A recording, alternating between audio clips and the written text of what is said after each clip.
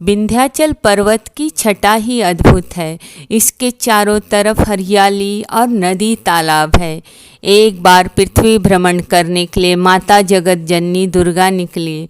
उन्हें विंध्याचल की छटा भा गई और उन्होंने खुश होकर विंध्याचल पर्वत से कहा, समय आने पर मैं इसी पर्वत पर निवास करूंगी। यह सुनकर विंध्याचल पर्वत खुश हो गए।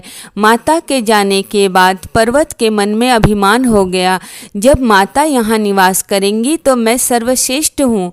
मुझे अपना आकार और बढ़ाना चाहिए ताकि कोई मेरे बराबर न हो सके। विंध्याचल अपना आकार बढ़ाने लगे। धीरे धीरे पृथ्वी को घेरना और आकाश की तरफ बढ़ना शुरू किया। यह देखकर सारे देवता चिंतित हो गए। अगर विंध्याचल इसी तरह बढ़ता रहा तो पृथ्वी पर संकट आ सकता है, उसे रोकना चाहिए।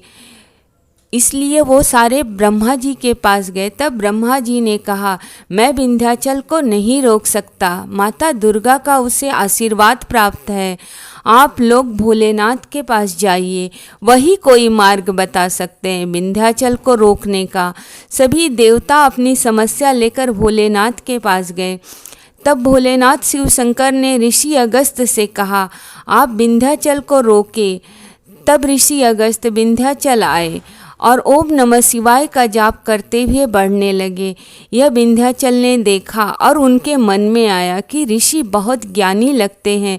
अगर इनका भी आशीर्वाद मुझे मिल जाए तो मेरे अंदर और सामर्थ्य आ जाएगा। यह सोचकर वह ऋषि के कदमों में दंडवत प्रणाम करने के लिए झुक गए।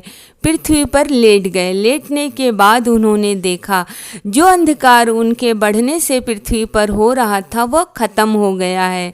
अब चहुं ओर हरियाली है।